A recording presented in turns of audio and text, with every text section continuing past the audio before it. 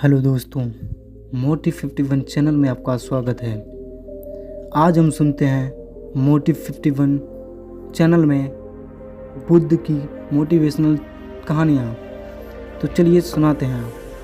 बुद्ध की कहानियाँ भले ही आज के समय की ना हो, लेकिन उनकी कहानियाँ मानवीय भावनाओं से जुड़ी हुई हैं, लेकिन इसलिए वो आज भी हमारा मार्गदर्शन करते हैं। यही कारण है कि बुद्ध की कहानियाँ अत्यंत लोकप्रिय है। इसलिए आज हम आपके लिए बुद्ध की एक लोकप्रिय कहानी लेकर आए हैं, जिसका शीर्षक है जब आप कोई को अपमानित करता है। यह जीवन से जुड़ी हुई कहानी है और इसलिए सभी को पसंद आती हैं। हमें उम्मीद है कि आपको गौतम बुद्ध की कहानी पसंद आएगी। तो चलिए आप सुनाते हैं। एक बार बुद्ध किसी के गांव से गुजर रहे थे। उस गांव के लोगों को उसे पसंद नहीं आता था। उन्होंने बुद्ध को घेर लिया और गालियां देने लगे। सबसे ज़्यादा गुस्सा गांव के नेता को हुआ। उसने उल्टे बुद्ध को ही गाली देना शुरू कर दिया। लेकिन बुद्ध इस सब पर बेपरवाह होकर मंद मंद मुस्कुराने लगे। सरदार बहुत देर तक बुद्ध को गालियां देता रहा, लेकिन कुछ समय देर बाद उसका मुंह सूखने लगा, जिससे वह चुप हो गया। यह देखकर बुद्ध ने कहा, यदि तुम्हारी बात पूरी हो जाए तो मुझे आगे बढ़ना चाहिए। मुझे गांव और जाना है, वहाँ लोग मेरा इंतज़ार कर रहे हैं। यह देखकर गांव का एक आदमी बोला, हम आपका अपमान कर रहे हैं, गाली दे रहे हैं, लेकिन आप जवाब देने की बजाय मुस्कुरा रहे हैं। आप इस पर प्रतिक्रिया क्यों नहीं लेते? बुद्ध ने कहा, वत्स, तुम्हें आने की थोड़ी देरी हो गई है।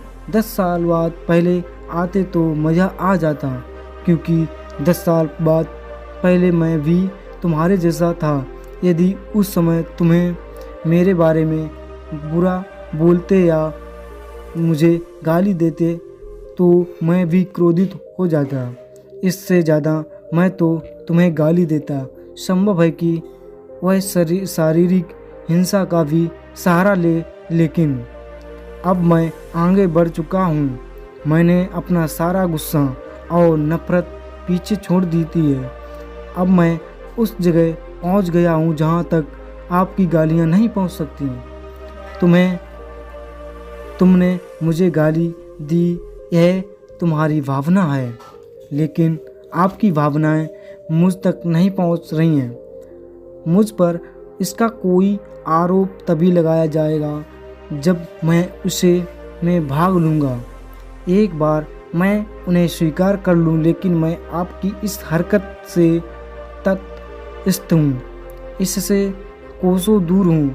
यही कारण है कि मैं अभी भी पहले की तरह शांत हूँ।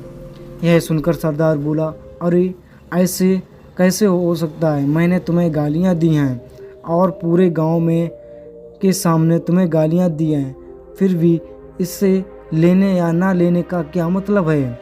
बुद्ध ने कहा, वत्स, मैं कल एक गांव में गया था। वहाँ लोगों ने मेरा उपदेश सुना।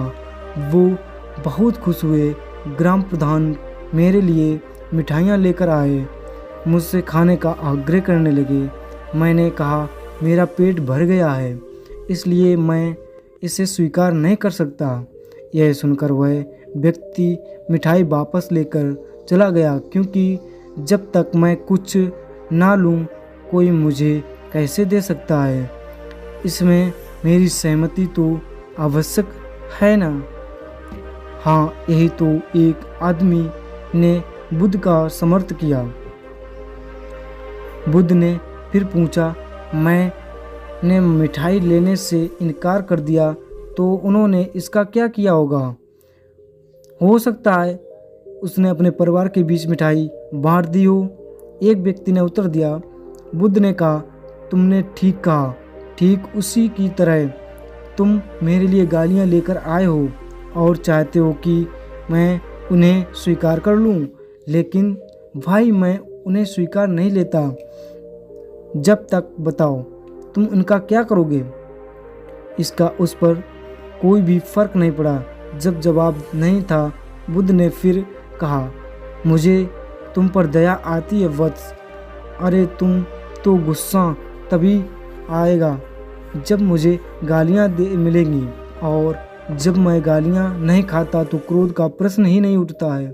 सरदार ने बुद्ध की बात पर कोई प्रतिक्रिया नहीं दी। शायद वह कुछ सोच रहा था। बुद्ध ने कहा, मैंने अपनी आँखों से देखता हूँ कि गाली एक कांटा है जो गाली देने वाले और लेने वाले लोगों से दोनों से क्रोध से पागल हो कर देते हैं।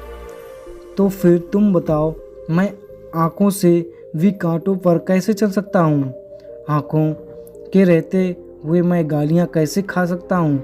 और होश में रहते हुए भी मैं क्रोध में कैसे कर सकता हूँ? अतः मुझे क्षमा कर दो वत्स, मैं तुम्हारा उपहार स्वीकार करने में असमर्थ हूँ। इतना कहकर बुद्ध ने हाथ जोड़ दिए। बुद्ध की बात सुनकर सरदार लज्जित हो गया। उनकी आंखें भर आईं। वह कुछ कहना चाहता, लेकिन उसके होंठों में जवाब दे दिए, और जब उससे यह सहन ना हुआ तो वह बुद्ध के चरणों में गिर पड़ा।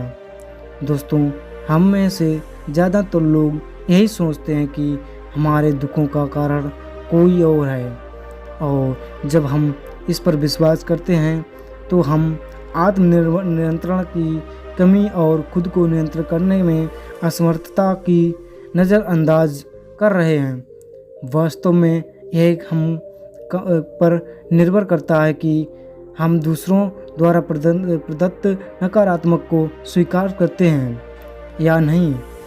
यदि हम नकारात्मकता को स्वीकार करते हैं तो हम अपने पैरों पर कुल्हाड़ी मारते हैं, और जब हम उसे स्वीकार कर देते हैं तो घृणा, क्रोध, हिंसा सभी से मुक्ति मिलती है। दोस्तों, हम आशा करते हैं कि आपको यह बुद्ध की कहानी जब कोई अपमान करता है पसंद आई होगी। दोस्तों, हम आपसे फिर मिलेंगे ऐसे ही रोचक और उपयोगी कहानी के साथ। जब तक आप जहाँ भी हो, खुश रहें और खुशियाँ बांटते रहें।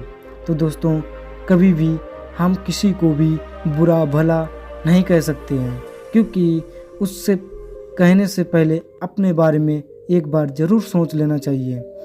धन्यवाद। मोटिव चैनल 51 को आप सब्सक्राइब करें, और कहानी अगर पसंद आई हो तो अपने दोस्त को भी शेयर करें, लाइक करें, सब्सक्राइब करें, बेल आइकन को भी प्रेस कर लें, ताकि हमारी जो वीडियो आती है आपको पहले से पहले ही आपको नोटिफिकेशन के द्वारा आपके यूट्यूब पर भेज दी जाएगी। धन्यवाद। Thank you.